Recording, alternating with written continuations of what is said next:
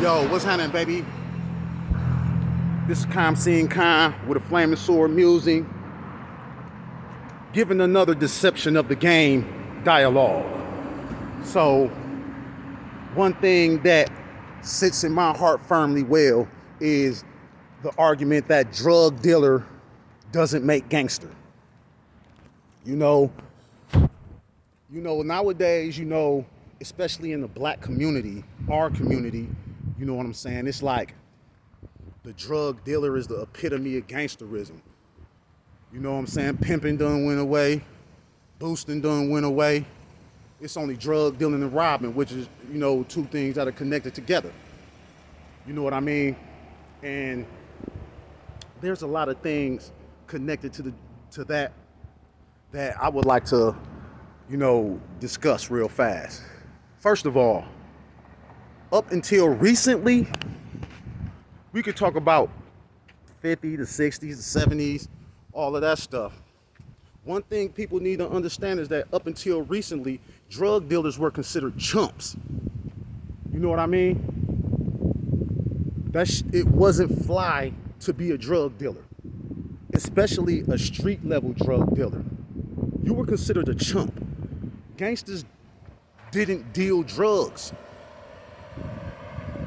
Gangsters extorted drug dealers who were operating on their territory, or they forced the drug dealers to sell their drugs for them because they were considered to be chumps.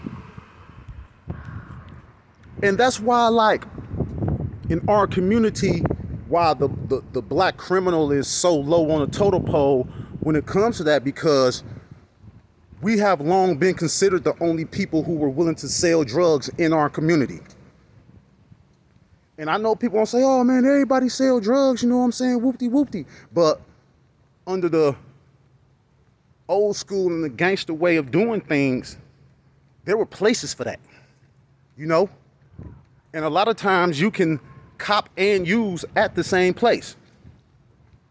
You wanted to blow a couple of lines, you went to a disco. You hit the disco up. If you wanted to shoot up some heroin, you went to an opium den, or you hit up the bodega and let them slide that door open, or you went to a building where those things were done. I'm talking about even down when in the prohibition, when they was selling, illegal, when alcohol was illegal. They weren't just out selling it in the community. There was places where that stuff was sold. So,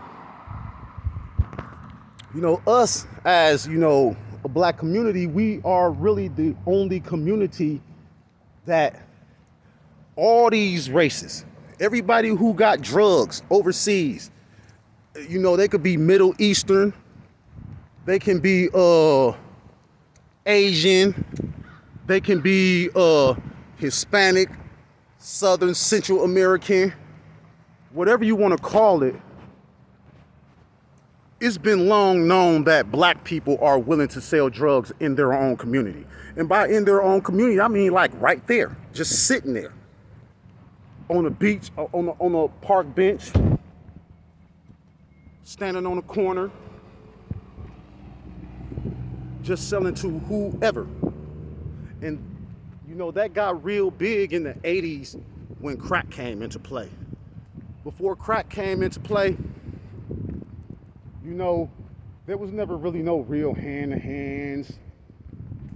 Everybody went indoors, and they, like I said, they went somewhere where they can cop and use at the same time.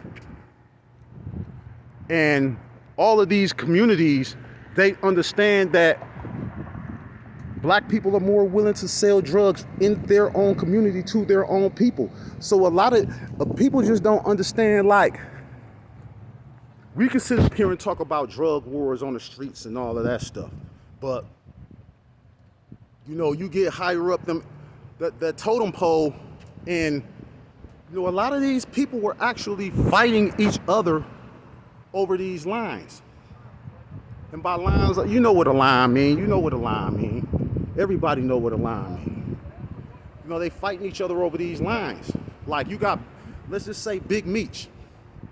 Big Meech probably had 2, 3 cartels fighting each other over the right to serve him. All of these drug dealers, dude from whatever he was from Atlanta, I believe. I don't remember his name, but the news that came on him, he got away with everything. The only thing that he didn't get away with was, handing over money to his connect. And that's what they called it. They called it handing in. You remember Willie D said they put you on the street like a bitch. Nigga slang, but the Puerto Rican get rich. That's what I'm talking about. All these people out here, they know that regardless of what drug is on the market, whether it's chowie,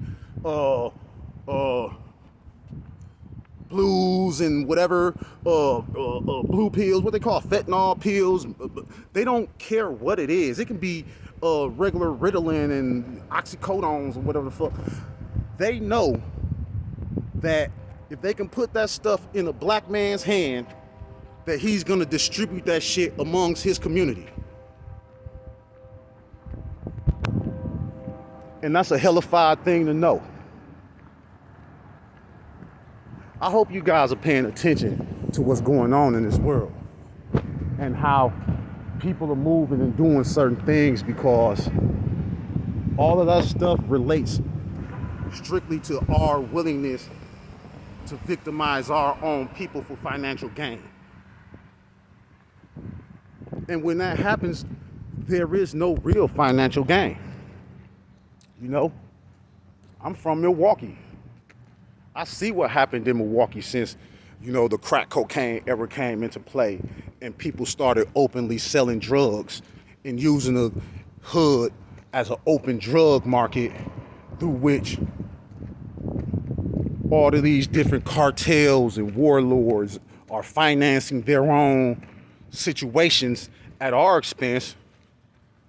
But we have no equity in anything. We have no equity in the game. We have no equity in the drug game right now. We have no equity nowhere because we tricked it all off selling drugs in our own communities for other people. And like I said, man, you can look up history. Drug dealers are chumps. I hope you guys got something out of this. I'm still working on it. Deceptions of the game. This is the second one. Be great. Be blessings and be blessed. 1.